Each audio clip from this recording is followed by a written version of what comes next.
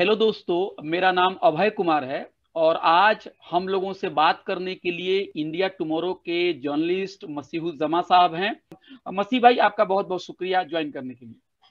जी। जी, बहुत तो धन्यवाद आपका भाई जी। जी जी जी। तो मसीह भाई, सबसे पहले मैं आपसे यही सवाल पूछूंगा कि आप जब यहाँ से दिल्ली में इन घटनाओं को जब आपने देखा और सुना और उसके बाद सब जो भी इंसाफ पसंद लोग हैं उनको बहुत ही तकलीफ और परेशानी हुई, तो उसके बाद जब आप वहाँ त्रिपुरा जाते हैं जो कि यहाँ से बहुत ही दूर है, दिल्ली से बहुत ही दूर है, बांग्लादेश के उस साइड में पड़ता है, तो ये बहुत ही कठिन रास्ता होगा। तो कुछ अपने तजर्बे, अपने एक्सपीरियंस के बारे में बताइए कि आपने क्या देखा और जिस तरह से सरकार वहां की और पुलिस कह रही है कि सब कुछ सही है और लोग बदनाम कर रहे हैं रियासती हुकूमत को, इसके बारे में आप क्या कहेंगे? जी जी, देखिए 19 तारीख से ये खबर 19 अक्टूबर से ये खबर आना शुरू हुई कि वहाँ पे कुछ लोग मशाल जुलूस निकाल रहे हैं और जो जिन अल्पसंख्यकों के साथ बांग्लादेश में उनके साथ बदतमीजी की गई और वहाँ पे कुछ कट्टरपंथी लोगों ने उनके साथ मिसबिहेव किया, उन पर हमला किया, उसकी प्रतिक्रिया में या उसको आधार बना करके त्रिपुरा में यहाँ के अल्पसंख्यकों पर, मुसलमानों की दुकानों पर, उनके घरों पर हमला कर रहे हैं, ऐसी खबर आ रही। तो जो भी जानने वाले लोग हैं वहाँ पे त्रिपुरा में, उनसे पहले हम लोग कांटेक्ट किए यहीं से। दो दोस्त हैं जो जर्नलिस्ट साथी हैं, जो मानवाधिकार संगठन में से जुड़े हुए लोग हैं, उनसे बातचीत किए। और बहुत सारी न्यूज आ रही थी, लेकिन उसमें वेरीफाइड जो न्यूज थी और जो फोटो आ रही थी, जो वीडियोज आ रही थी, उसके बाद जो है हम लोग उसको न्यूज करना शुरू किए उसमें। तो 19 तारीख से खबर आना शुरू हुई कि मशाल जुलूस निकाल रहे हैं विश्व हिंदू परिषद के लोग। जो आरोप लगाया गया, कहा गया विश्व हिंदू परिषद के लोग वो निकाल रहे हैं। और 2-3 दिन तक ये प्रक्रिया चली। जब भी वो मशाल जुलूस निकालते थे, जैसा कि वहाँ के स्थानीय निवासियों का कहना है, तो रास्ते में पड़ने वाली दुकानों पर पत्थर फेंकते थे, मस्जिदों पे वो करते थे, हमला करते थे। 1-2 दिन ये चला। उसके बाद बकायदा मस्जिद को जलाना शुरू किए। तो जिस तरीके से बताया जा रहा है बहुत बड़े पैमाने पर हिंसा हो रही है, तो जो लोग बाकी जगहों पे जहाँ पे इससे पहले हिंसा हुई तो वो स्वरूप तो नहीं है, लेकिन यह है कि और किसी किसी की जान का नुकसान नहीं हुआ है, लेकिन यह है कि एक डराने के लिए, खौफ पैदा करने के लिए, जैसा कि वहां के देख के लगा कि ऐसा किया गया है कि भारी भीड़ मशाल जुलूस के नाम पे या विरोध प्रदर्शन के नाम पे निकली। उनको परमिशन दी गई, जबकि बहुत सारे वहाँ पे वो हैं, कोविड को देखते हुए 144 भी, धारा 144 लगाई गई थी, पहले भी थी, लेकिन परमिशन दी गई उनको। और अलग अलग जगह जुलूस निकालने के बाद वो मस्जिदों पे हमला किए। वहां के लोगों का ये आरोप था, और बहुत सारे फोटोज और वीडियोज वायरल हुए भी हैं, हमने भी स्टोरी में अपने लगाया है कि पुलिस की मौजूदगी में मस्जिदों पे हमला हुआ है। और 19 तारीख से लेकर 26 तारीख तक लगातार हम न्यूज की, चूंकि हम जब भी हम न्यूज करते हैं, कोई भी एक जिम्मेदार कोई भी पत्रकार होगा तो वो न्यूज करेगा, तो जाहिर सी बात है वो सरकारी पक्ष जानना चाहेगा, वो पुलिस से बात करेगा। तो 19 तारीख से लेकर के 26 तारीख तक किसी भी पुलिस वाले ने कॉल नहीं उठाई। जहाँ पे जैसे मालूम चला पानी सागर में हमला हुआ है, तो पानी सागर विधायक से बात की, विधायक से तो बात हुई, लेकिन वहां पुलिस से जब बात की, पुलिस का नंबर नहीं मिला। उसके बाद 3-4 दिन बाद पुलिस कंट्रोल रूम अगरतला ने कॉल रिसीव किया, वहां के अधिकारी ने, और कहा कि हम आपको कोई भी सूचना साझा नहीं कर सकते हैं। और उधर लगातार खबर आ रही थी कि मस्जिद पे आज हमला हुआ। फिर बताया कि वहां के लोगों ने बताया कि आज जो है 22 तारीख को कि काफी जहाँ पे ऐलान हो रहा है, जहाँ पे लोग एक दूसरे से कह रहे हैं कि आज मशाल जुलूस निकलेगा, बड़ी संख्या में लोग एक दूसरे को एकत्रित कर रहे हैं। तो डर का, खौफ का माहौल था। ये प्रक्रिया 1 हफ्ते तक चली। 26 तारीख को, यानी 26 अक्टूबर को पानी सागर में तकरीबन, कोई 6 बता रहा है, कोई 7, कोई 8 हजार के लगभग लोग इकट्ठा हुए, और वहां पे एक बड़ी मस्जिद है उसको जलाने के लिए आगे बढ़े। तो वहां के स्थानीय लोगों का कई कहना है कि जो वहां पे चौराहे पर पहुंचे, पानी सागर रोवा, एक जगह रोवा बाजार, पानी सागर जो विधानसभा क्षेत्र भी है, तो वहां जब पहुंचे, भीड़ पहुंची वहां 8 हजार लोगों की तकरीबन। विश्व हिंदू परिषद और लोगों का एक कहना है बजरंग दल, विश्व हिंदू परिषद और उससे जुड़े हुए संघ के समर्थित संगठन थे। 26 तारीख को वहां पहुंचे, मस्जिद की तरफ बढ़ रहे थे, जिनके पास जेसीबी मशीन थी। आरोप ये भी है कि वो जेसीबी मशीन जो है वो लेकर आए थे। पेट्रोल जो है 20-20 लीटर का, कई वो जो है कैन लेकर के आए थे, बड़े बड़े कैन में। तो जो बाजार, रोवा बाजार जब पहुंचे वो पानी सागर के, तो वहां पर जो मुस्लिम दुकानदार थे उनको ये आभास हो गया कि ये मस्जिद की तरफ बढ़ेंगे, क्योंकि पानी सागर में दो मस्जिद और 2 मस्जिदों पे हमला हो चुका था, उसी दिन हमला हुआ था, उसी दिन दोपहर में। और शाम में रोवा की तरफ वो बढ़ रहे थे। तो वहाँ के जो स्थानीय निवासी हैं, तकरीबन 200-250 मुस्लिम है, वो फौरन मस्जिद के पास पहुंचे, जो बिल्कुल सामने है, 500 मीटर भी नहीं है। एक तालाब है और तालाब से यूं मोड़ है, टर्न लेकर के सामने मस्जिद है, वहां पहुंच गए वो। और मस्जिद में माइक वगैरह ऑन कर दिए, जो लगे कि भीड़ है इस तरीके से, और इन लोगों ने यहाँ पे आवाज लगाना शुरू की। तो भीड़ जो है वहां नहीं पहुंच पाई मस्जिद के पास, और भीड़ यहाँ मुसलमानों की दुकानों को आइडेंटिफाई कर करके किसकी की दुकान है, कौन मुस्लिम है, तो 9 दुकानों में आग लगा दिए, सामान लूट लिए। और वहां पर हम लोगों ने जाके देखा, खुद वहां पर बहुत बुरी तरीके से उनका दुकानों को तोड़ा गया है। तो 26 तारीख को जब वहां पर जब ये हुआ मामला, जो बड़े पैमाने में जो आगजनी हुई, उसके बाद धारा 144 लगाया गया। उसके बाद पुलिस थोड़ा सक्रिय हुई। उसके बाद पत्रकारों से पुलिस बात करना शुरू की। 26 तारीख से पहले पुलिस ने, मतलब मैं जहां तक जान रहा हूँ और मैंने जो तो कोशिश आप की ये थी। कहना चाह रहे हैं कि ये इन लोगों ने हमले करने की कार्रवाई जो है वो 19 तारीख से शुरू कर दी थी, जी और जब 26 तारीख तक बहुत कुछ वो कर चुके थे, उसके बाद थोड़ा बहुत पुलिस सामने आई और कुछ बोलना शुरू की, यानी तकरीबन 7 दिनों तक उनका जो एक मतलब एक खूनी खेल था वो ये चला। चला। हाँ बिल्कुल, वो ज्यादातर हिंसा था, डराना था, क्योंकि किसी की जान का नुकसान नहीं हुआ है। और हालांकि दूसरी तरफ वहां पे जो लोगों से मिले, हम वहां की हिंदू आबादी से मिले, वहां पर यह है कि ऐसा किसी के कोई मतभेद नहीं है। वहां की जो हिंदू आबादी थी मस्जिद के आसपास भी, वो लोग, उन लोगों का यह कहना था कि लोग बाहर से आए, तो वहां के लोग नहीं थे। बहुत सारी ऐसी मस्जिद भी हैं अगरतला में। एक कृष्णा नगर मस्जिद है जहाँ पे मुस्लिम आबादी नहीं है।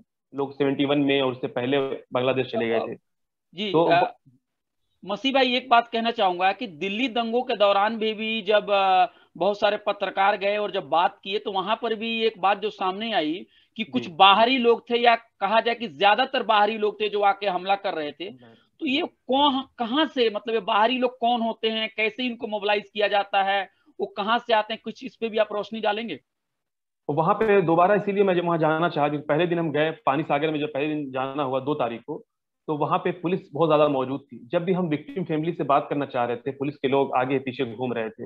हालांकि उसके बावजूद जो पीड़ित हैं, जो दुकानदार है जिनका 17 लाख 18 लाख का नुकसान हुआ है, वो अपनी बात, जो चीजें मौजूद है, वो तो कह रहे थे कि ये देखिए दुकान जली है, तो उसमें तो कोई पुलिस ऑब्जेक्शन करेगी नहीं, या वो कोई गलत तो है नहीं, प्रत्यक्ष है, प्रमाण की आवश्यकता नहीं है। तो वो बता रहे थे देखिए ये जल गई है, ये दुकान जल गई हमारी। लेकिन जैसे ही उनसे हम करीब होकर कुछ और जानना चाह रहे थे कौन लोग थे, और वो बताना भी, बहुत सारे लोग बताना चाह रहे थे कि फला गांव के उधर से आए थे, या वो अगरतला में फला वो संगठन के लीडर हैं, पुलिस पर करीब थे, वो डर के नहीं बता पा रहे थे, डर डर की वजह से। तो अगले दिन हम जाना चाहे 3 तारीख को, जैसा कि अभी आपने जिक्र किया कि पुलिस वाले अगले दिन मुझे रोक लिए और 2 घंटे तक ले आके अगरतला वेस्ट थाने में बैठाए रहे। वहां की ट्रेन मिस हो गई, फिर उसके बाद कहे कि ठीक है आप जाइए। बहुत सारी चीजें पूछे, क्यों आए थे, किस लिए आए थे, किस डेलीगेशन के साथ आप आए थे, आप बांग्लादेश की सीमा, मुझसे ये पूछा गया कि आप बांग्लादेश की सीमा पर गए थे कि नहीं गए थे। मैंने कहा बांग्लादेश सीमा पर जाने नहीं आया था, मैं तो जहाँ हिंसा की रिपोर्टिंग के लिए आया था, जहाँ हिंसा हुई वहां गया मैं। और आप न्यूज को हमारे देख सकते हैं।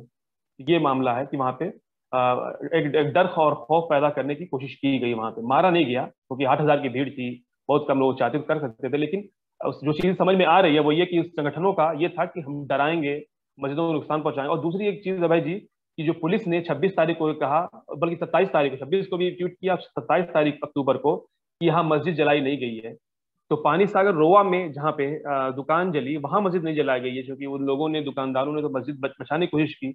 उससे जस्ट 2 किलोमीटर पहले, 3 किलोमीटर, 2 मस्जिद जो है उस पर हमला हुआ है। इसमें एक सीआरपीएफ की मस्जिद है, सीआरपीएफ के लोग वहाँ, अधिकारी वहां थे वहां, तो उन लोगों ने मस्जिद तामीर की थी। तो सीआरपीएफ की मस्जिद को बुरी तरह से जला दिया गया है, कुछ भी नहीं बचा वहां पे। और उसके थोड़े पास में एक मस्जिद में जाके वहां फैन तोड़ दिया गया, खिड़की तोड़ दी गई, वो किया गया। तो पुलिस का जो बयान था बिल्कुल झूठा था। 1 हफ्ते तक पुलिस बिल्कुल खामोश थी, कुछ नहीं बोली। और हमारे पास रिकॉर्डिंग मौजूद है, मैंने लगाया भी था कि पुलिस अगरतला कंट्रोल रूम से पुलिस अधिकारी ने कहा कि हम, आप दिल्ली में बात करिए, हम कोई जवाब, हमको अधिकार नहीं है कि हम पत्रकार से बात कर सकें। और 26 तारीख से अचानक पुलिस कही कि हम जो है एक्शन लेंगे, जो लोग ये कह रहे हैं कि जलाएंगे, और जलाई। अच्छा पुलिस ने झूठ बोला है। जी, एक चीज आप बताइए कि जैसा कि मैंने भी सोशल मीडिया पे पुलिस के जो आला अफसरान थे उनके स्टेटमेंट मैंने देखा और कहा कि ये सोशल मीडिया पे इस तरह की खबरें झूठी फैलाई जा रही है। आपने जब अपनी आंखों से उन चीजों को देखा, तो पहली बात तो आपने वजाहत कर दी कि किसी की जान वहां पे नहीं गई है, कुछ मस्जिदों को नुकसान पहुंचा गया, कुछ दुकानों को, कुछ घरों का, तो उसका क्या आंकड़ा है, कुछ ये बता पाएंगे? क्योंकि बहुत सारे र्यूमर्स भी फैल रहे होंगे, तो जरा उसकी वजाहत आप कर दीजिए जी। जी, अलग अलग आंकड़ा, जितने डेलीगेशन गए हैं सबने अलग अलग वो किया, विजिट किया है। लेकिन मैं जो देखा, वो 12 मस्जिदें लगभग है। आवाज आ रही मेरी? हेलो? बिल्कुल आ रही है, बिल्कुल आ जी रही जी। है जी। हाँ, मैंने जो देखा वो 12 मस्जिदें हैं। और उन 12 मस्जिदों में कुछ मस्जिदें हैं जहाँ थोड़ी तोड़ फोड़ की गई है, मतलब पंखा वहाँ का बिल्कुल तोड़ दिए हैं। मस्जिद में जहाँ नमाज होती है, जहाँ इमाम जहाँ इमामत करता है, उस जगह को बिल्कुल तहस नहस कर दिए हैं। और स्विच बोर्ड तोड़ दिए, खिड़की बिल्कुल तोड़ दी, बुरी तरह से मतलब वो किए हैं। और कुछ मस्जिद ऐसी जिसमें 4 मस्जिद मैंने जो देखा, 4 में गोमती जिले की एक मस्जिद थी, वहां पे मस्जिद को पूरी तरीके से ध्वस्त। वहाँ बहुत गरीब लोग हैं, तो जाहिर सी बात है बहुत ही अच्छी और वो उससे मस्जिद तामीर नहीं की गई है। तीन तीन कोई वो खड़ा करके और बांस का वो लगा कर मस्जिद लोग बनाए हुए हैं। गांव के लोग हैं, गरीब लोग हैं। तो उस मस्जिद को पूरी तरीके से तहस में 3-4 मस्जिद तो ऐसी थी जिसको पूरी तरीके से बर्बाद कर दिया गया है। और जाहिर है मस्जिद जलेगी तो वहां रखी हुई कुरान भी जलेगी, वहाँ धार्मिक पुस्तक भी जलेगी। तो जो बेहुरमती भी की गई, जला दिया गया। तो 3 मस्जिदों को मैंने देखा कि बुरी तरीके से उसको कुछ और बचा घरों नहीं। को भी नुकसान हुआ है? हाँ, कुछ घरों को, एक दो घरों में तोड़ फोड़ हुई। घरों को वो निशाना नहीं बनाए, ज्यादातर मस्जिदों को ही निशाना बनाया, और रोवा में भी मस्जिद को ही निशाना बनाने गए थे। लेकिन चूंकि जब मस्जिद को वो घेर के खड़े हो गए, तो वो गुस्से में अपना गुस्सा उन मुस्लिम दुकानदारों पे निकाले और उन दुकानों को जला दिए। अच्छा, वहां पे जब आप गए तो लोगों का क्या रद्द अमल था, खासकर जो अकलियत मुसलमान जो तकरीबन 8 से 9% है वो, और जो बहुसंख्यक जो हिंदू थे, तो उन लोगों का रद्द अमल क्या था? और क्या उन्होंने अपने आप को, जो कुछ तोड़ फोड़ हुई उसकी उन लोगों ने मजम्मत की, उनकी निंदा की? जी, पहले तो वहाँ पानी सागर जहाँ सबसे बड़ी हिंसा हुई, उसके विधायक से यहाँ फोन पे भी बात की और वहाँ गए तब भी मैंने बात किया। तो उनका ये था कि बातचीत से लग रहा था कि वो खासे परेशान हैं। और उन्होंने कहा कि हम मुआवजे की बात किए हैं, हमने डीएम से, प्रशासनिक अधिकारियों से मीटिंग की है, मुआवजे की बात करें। और मुआवजा मिलना शुरू हो गया 3 तारीख को। जब मैं पानी सागर गया 2 तारीख को, तो वहाँ पे मैं बात किया, तो एक साहब को, एक जो पीड़ित थे उनको 90,000, एक साहब को 70,000, एक को 50,000 तो मिलना शुरू हुआ है। अब आगे और मिला कि नहीं मिला, इसकी मैं स्टोरी कर रहा हूँ, 1-2 दिन में इंशाल्लाह स्टोरी आ जाएगी। मेरी कोशिश है, प्रयास है कि स्टोरी आ जाए। तो मुआवजा मिलना शुरू हो गया है। जिन जो हिंदू लीडर्स हैं अलग अलग पार्टी के, उनसे बात की तो वो भी काफी उससे परेशान थे और उसका दुख का इजहार कर रहे थे, दुख व्यक्त कर रहे थे कि बहुत गलत हुआ। और इनका ये भी कहना था कि पहली बार हिंदू मुस्लिम ऐसा हुआ है, राइट। और लोग भाजपा को ये दोषी मान रहे थे। कम्युनिस्ट पार्टी के जो वो हैं सचिव हैं, उनके उनसे भी मिलना हुआ, चौधरी जी से, जितेंद्र चौधरी जी से। तो उनका ये कहना था कि यहाँ के लोग बहुत मिले जुले लोग हैं। और उनके एग्जाम्पल उन्होंने खुद दिया, और हम जाके देखे भी, एक मस्जिद है, कोई देखभाल करने वाला नहीं है, तो हिंदू देखभाल करते हैं, वहां जाके दिया जलाते हैं। तो मैं खुद गया कृष्णानगर में, तो बोले कि आप देख लीजिए इस तरीके से यहाँ मिले जुले लोग हैं। पहली बार ऐसा हुआ कि राज्य में हिंदू मुसलमान के नाम पे हिंसा हुई और एक समूह को भड़काया गया, और जाकर के उन लोगों ने आगे क्या, इससे पहले तो कहीं कभी ऐसा तो नहीं था। आपको लग रहा है कि इससे उनका मकसद जो है, वहां पे जो म्यूनिसिपल जो इलेक्शंस हो रहे हैं, कॉरपोरेशंस के जो इलेक्शंस 25 तारीख को होने वाले हैं, या सरकार 3.5 साल गुजार चुकी है, अपने वादे को पूरा नहीं कर चुकी है, तो क्या चाह रहे हैं कि जो हिंदुत्व का मॉडल जैसे हम नॉर्थ इंडिया में देखते हैं, या मान लीजिए जो वेस्टर्न इंडिया में हम जो मॉडल देखते हैं, कुछ उस तरह को इम्प्लीमेंट करने की कोशिश हो रही है? और क्या वहां के अपोजिशन पार्टी, चाहे लेफ्ट हो या फिर तृणमूल कांग्रेस हो, वो उनको कामयाब होने देंगे? हाँ, मुझे भी लगा बिल्कुल ऐसे ही लगता है। जैसे आपने कहा कि कोशिश हो रही है, और उस कोशिश में जैसे नॉर्थ इंडिया का आपने एग्जाम्पल दिया, तो नॉर्थ इंडिया में उस हिंदुत्व की उस कोशिश में, अपने विचारधारा के जो बिल्कुल स्थापित करने की कोशिश में, जो संगठन अलग अलग जो संवैधानिक जो संस्थाएं हैं, वो भी पूरी तरीके से मदद कर रही थी। तो वहां भी बिल्कुल ये प्रोसेस शुरू हो गया मदद करने का। और उसका उदाहरण अभी आपने जो बताया यूएपीए वाला, आपने देखा कि उसको जो लोग जो है सही घटना को दिखा रहे हैं, उन पर यूएपीए लगा रहे हैं। तो लोगों का ये कहना था, अलग अलग पार्टी के लोग कांग्रेस से मिले, 1 महीने पहले एक पार्टी फॉर्म हुई, त्रिपुरा डेमोक्रेटिक फ्रंट, उनके भी जो कार्यकर्ता, उनसे भी मुलाकात हुई। तो सबका यही कहना था कि आगे चूंकि इलेक्शन है, और 3 तारीख को हमने देखा नॉमिनेशन शुरू भी हो गया। बीजेपी दूसरी पार्टियों के जो नॉमिनेशन हो रहे थे उनको रोकने का प्रयास किया बीजेपी ने, जो इससे पहले अभी यूपी में हुआ था। तो सारी चीज, सारा खेल जो है वही हो रहा है, जो यहाँ कुछ अलग नहीं है। लेकिन देखा हमने कि वहाँ के लोग इतना सांप्रदायिक नहीं है। वहाँ की संस्थाएं, अभी मुझे ऐसा लगा जो मिले, पुलिस वाले अच्छे से बात कर रहे हैं। उत्तर प्रदेश का जो अनुभव रहा है पुलिस से बात करने का, वो बिल्कुल वहाँ बिल्कुल अलग, बहुत अच्छे से वो बात करे, और कहीं बदतमीजी नहीं की है बातचीत में। और जो नेता थे बीजेपी के नेता, हम कभी ऐसा नहीं देखे बीजेपी के नेता ऐसी घटना के बाद दुख का इजहार कर रहे हैं। उनकी नीयत क्या थी वो जाने, और कहते खुदा जाने। लेकिन ये है कि जो उनका दुख था उन चेहरे पे जाहिर हो रहा था। वो कहते कि ऐसा कभी नहीं हुआ, ऐसा क्यों हो गया। बांग्लादेश, वो खुद विनय भूषण दास ने मुझसे कहा कि बांग्लादेश में हुआ वो वहाँ का मामला है, और यहाँ के तो मुसलमान भी विरोध कर रहे थे उस घटना का। लेकिन ऐसा बिल्कुल गलत है, और जो भी ऐसे कर रहा है, चाहे वो उस संगठन के हों, वीएचपी के, उसके खिलाफ हम कार्रवाई करवाएंगे, ये उन्होंने कहा। अब भाई, आप मीडिया से भी हैं, और जो वहाँ की जो मकामी मेन स्ट्रीम जो मीडिया है उनका रोल, या जो कि मेन स्ट्रीम मीडिया का रोल, उसके बारे में भी कुछ कहना चाहेंगे? जी, जो कि बहुत सारे डेलीगेशन वहाँ गए थे, तो हर दिन वहाँ लगभग 3-4 दिन लगातार डेलीगेशन की प्रेस कॉन्फ्रेंस हुई। तो प्रेस क्लब का सदस्य होने के नाते वहाँ भी लोग जो है बुलाए और वहाँ हम शामिल हुए। तो हमने देखा कि उन लोगों का यही सवाल था कि क्या मुसलमान भारत के बांग्लादेश की घटना पे कुछ बोले। जो वहाँ के पत्रकार थे उनका मेन जो क्वेश्चन था वो यही था कि वहाँ बोले क्या। तो हालांकि जो अलग अलग डेलीगेशन के लोग थे जो मुस्लिम संगठनों से जुड़े हुए थे, उन लोगों ने कहा कि हाँ, मजम्मत हुई है, और जैसे ही घटना हुई बांग्लादेश की तो सारे संगठनों, शायद उन तक न्यूज़ नहीं पहुंची थी पत्रकारों तक, क्योंकि दिल्ली में यहाँ कंडेम किया गया, मुख्यधारा के लोग उस न्यूज़ को नहीं उठाए। तो उन लोगों तक वहाँ के पत्रकार इससे बिल्कुल वो नहीं थे कि भारतीय मुसलमानों ने बड़े पैमाने पर, बड़े संगठनों ने जितने बड़े हैं उन्होंने कंडेम किया है। इससे जुड़े हुए सवाल वहाँ के लोग किए। लेकिन इस घटना पे वो भी बहुत चिंतित थे कि ऐसा इस तरह की घटना कभी नहीं, ट्राइबल में आपस में लड़ाई हुई, बंगाली नॉन बंगाली में लड़ाई हुई, लेकिन हिंदू मुस्लिम का पहली बार ये मामला आया। और बीजेपी को दोषी मानते, सारे लोग बीजेपी को दोषी मानते। अच्छा, एक चीज बड़ी मुस्बत मुझे देखने में मिली कि जैसे आप जैसे जो पत्रकार हैं वो लोग घटना पे गए, जाए वारदात पे गए और उन्होंने चीजों की रिपोर्टिंग की, कुछ परेशानियां भी आप लोगों को झेलने को मिली। तो आपको लग रहा है कि ये जो सोशल मीडिया में जैसे लोग हैं, या जैसे मान लीजिए आपको और हमको जो बहुत ही मेन स्ट्रीम पत्रकारिता का हिस्सा नहीं माना जाता है, क्योंकि हमारे जो मालिकान है वो बहुत बड़े कारपोरेट के नहीं है, हमारे ऑफिस और बंगले इतने बड़े नहीं होते हैं, तो क्या आपको लगता है कि जो छोटी छोटी आवाजें हैं जो सच्चाई दिखा रही है उनको थोड़ा सा मुत्तहिद होकर, कुछ यूनाइट होकर इस तरह की चीजों में अगर पहल करें, कुछ अगर इंटरवेंशन करें, तो शायद उनके लिए मुश्किल हो। जो जिस तरह से पहले वो दंगा कर लेते थे और आसानी से निकल जाते थे, कुछ अपने बताएंगे एक्सपीरियंस, खासकर वो लोग जो सोशल मीडिया में एक अच्छी नीयत और एक अच्छी सोच के साथ काम कर रहे हैं? जी बिल्कुल, मुझे बिल्कुल ऐसा लगता है, और मैं उस पर कल सोच भी रहा था कि कोई बड़े मीडिया हाउस ने शुरू में कवर नहीं किया एक हफ्ते तक। जैसे बीबीसी का एग्जाम्पल दो, एक फ्राइडे को हमने न्यूज किया कि पानी सागर के सीआरपीएफ मस्जिद को तहस नहस कर दिया गया, आगजनी हुई वहां पे। उसके 6 दिन बाद बीबीसी ने वही स्टोरी किया। स्टोरी में कितना कंटेंट था उस पर बात अलग होगी।